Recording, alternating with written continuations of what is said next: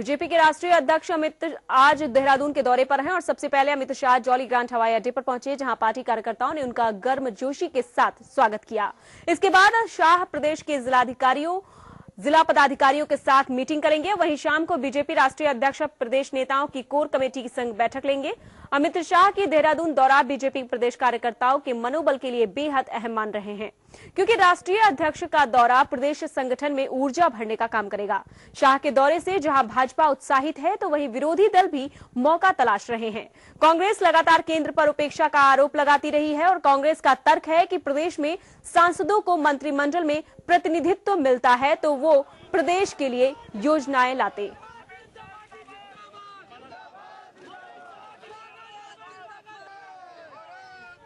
और इसी खबर पर अधिक जानकारी के लिए हमारे साथ हमारे संवाददाता विक्रम श्रीवास्तव जुड़ चुके हैं देहरादून से। विक्रम, आज जॉली ग्रांट हवाई अड्डे पर भाजपा के राष्ट्रीय अध्यक्ष अमित शाह पहुंचे, लेकिन वहां पर एनएसयूआई के कार्यकर्ताओं ने उनका विरोध किया। इस वक्त हम आपसे जानना चाहेंगे कि इस वक्त वहां की पोजीशन क्या है। जी हाँ, देखिए, बिल्कुल जिस तरह से जो है पहले ही संकेत कांग्रेस पार्टी ने दिए थे कि अमित शाह का वो विरोध जताएंगे। हालांकि मुख्यमंत्री के सफाई देने के बाद कांग्रेस पार्टी जो है वो बैकफुट पर आ गई, लेकिन एनएसयूआई ने आज पहले जॉली ग्रांट में उनको काले झंडे दिखाए। उसके बाद अभी जो खबर आ रही है, घंटाघर पे भी जो है भारतीय जनता पार्टी के जो राष्ट्रीय अध्यक्ष हैं उनको काले झंडे दिखाए गए हैं। कुल मिलाकर के आप ये कह सकते हैं कि कांग्रेस पहले से ही भारतीय जनता पार्टी के राष्ट्रीय अध्यक्ष का विरोध करने का विचार बना चुकी थी, लेकिन जिस तरह विक्रम, आपको मेरी आवाज मिल पा रही है? कहीं करके कांग्रेस पार्टी के लिए भी भारी पड़ सकते हैं, क्योंकि भाजपा ने पहले ही संकेत दिए हैं और सीधे तीखे तल्ख तेवर में नेता प्रतिपक्ष ने कहा था कि अगर अमित शाह का विरोध होता है तो मुख्यमंत्री को वो घर से निकलना बंद कर देंगे। तो कहीं ना कहीं इस जो आपने स्टेटमेंट बताया था, जी विक्रम, जो स्टेटमेंट आपने बताया कि यदि पार्टी अध्यक्ष का विरोध किया जाता है तो सीएम हरीश रावत को घर से निकलने नहीं देंगे, लेकिन उसके बाद जो कांग्रेस का रुख आया कि उन्होंने इस चीज का खंडन किया और पीछे पलट गए अपनी बात से, विरोध करने वाली बात से। लेकिन आज फिर से एक बार विरोध देखा जा रहा है और उन्होंने पार्टी अध्यक्ष अमित शाह का विरोध किया है। जिस तरीके से एक चेतावनी दी थी, उसके बाद कांग्रेस पलटी थी और एक बार फिर से वो फ्रंट पर आ गई है, विरोध हुआ है। अब क्या लग रहा है भारतीय जनता पार्टी का क्या रुख होगा इस चीज को लेकर? जी देखिए, अभी तो कोई रुख निकल करके सामने नहीं आया है, लेकिन कुल मिला के अगर पूरी बात को, पूरी घटनाक्रम को देखें तो 1:15 बजे Amit Shah jolly grant airport पहुंचे। उसके बाद जब वो बाहर निकले तो कांग्रेसी एनएसयूआई के जो कार्यकर्ता हैं उन्होंने वहां पर विरोध प्रदर्शन किया। हालांकि पुलिस ने उनको वहां पर गिरफ्तार कर लिया। उसके बाद अमित शाह चले, अमित शाह का काफिला चला। हर चौक चौराहों पर भारतीय जनता पार्टी ने उनके स्वागत में कार्यकर्ताओं की लाइन लगा रखी थी। गर्मजोशी के साथ कार्यकर्ताओं ने उनका स्वागत किया। अमित शाह उसके बाद कार्यकर्ताओं की बात की जाए, इस वक्त हम तस्वीरें भी देख पा रहे हैं कि वहां पर कार्यकर्ता पहुंचे हुए हैं, जो भाजपा के कार्यकर्ता हैं। गर्मजोशी के साथ स्वागत किया जा रहा है। के न्यूज पर हम आपको एक्सक्लूसिव तस्वीरें भी दिखा रहे हैं इस वक्त, जहां पर उनका स्वागत किया जा रहा है और भाजपा अध्यक्ष अमित शाह इस वक्त लोगों से घिरे हुए हैं। गुलदस्ते दिए जा रहे हैं, उन्हें मालाएं पहनाई जा रही है और इस बीच फूलों की वर्षा की जा रही है। तो एक भव्य स्वागत हुआ है और राष्ट्रीय अध्यक्ष बनने के बाद ये देहरादून में उनका पहला जो दौरा है। विक्रम, यहाँ पर आपसे जानना चाहेंगे, वो वहां पहुंच चुके हैं, स्वागत भी हो गया है, कार्यकर्ताओं ने स्वागत भी कर दिया है, विरोध का स्वर भी देखने को मिल रहा है, लेकिन इस बीच अगर जो सबसे अहम बात है उनके कार्यक्रम की, कौन कौन से उनके वहां पर कार्यक्रम है इस दौरे के मद्देनजर?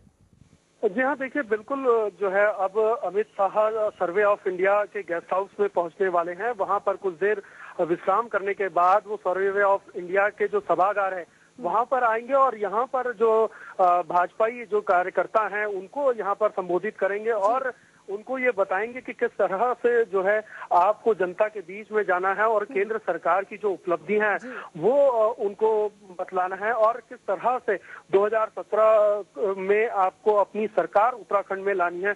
तो बहुत सारे ऐसे गुरु मंत्र हैं जो आज राष्ट्रीय अध्यक्ष जो है यहाँ पर दे करके जाएंगे। और इसके साथ ही जो खबर आ रही है वो खबर ये भी आ रही है कि अमित शाह यहाँ पर जो है एक बैठक भी कर सकते कुछ बड़े नेताओं के साथ और जो समीक्षा है क्योंकि लगातार जो है 4 उपचुनाव हार चुकी है यहाँ पर केंद्र में सरकार बनने के बाद भारतीय जनता पार्टी।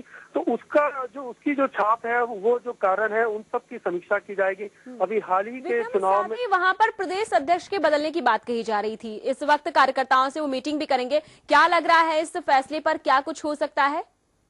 यहाँ देखिए, बिल्कुल गुटबाजी तो सीधे तौर पर दिखाई दे रही है। गुटबाजी का ही असर है कि अमित शाह पत्रकारों के सवालों का जवाब नहीं देंगे, वो सीधा यहाँ पर संबोधित करेंगे और उसके बाद चले जाएंगे। और जो राष्ट्रीय प्रवक्ता है वो यहाँ पर जो है अनिल बनोली, वो यहाँ पर पत्रकारों के सवालों का जवाब देंगे। तो कुल मिलाकर के आप ये कह सकते हैं कि एक तरह से जो है अमित शाह को गुटबाजी के चलते पत्रकारों के सामने नहीं लाया जा रहा है। और बहुत सारी ऐसी वजह हैं जिनको देख करके माना जा रहा है कि यहाँ जल्द से जाने के बाद एक फेरबदल की जो बात और फेरबदल की जो सुबह है यहाँ पर उत्तराखंड के अंदर भारतीय जनता पार्टी के नेतृत्व को लेकर के, उसमें बदलाव की उम्मीद देखी जा रही है। और यही वजह है कि जो है अमित शाह को आपने कहा कि संवाददाताओं से उन्हें बचाया जा रहा है। क्या उत्तराखंड के सवाल इतने कठिन हैं कि वो अमित शाह को संवाददाताओं से बचाया जा रहा है, उनके सवाल नहीं दे पा रहे हैं अमित शाह? क्या लग रहा है?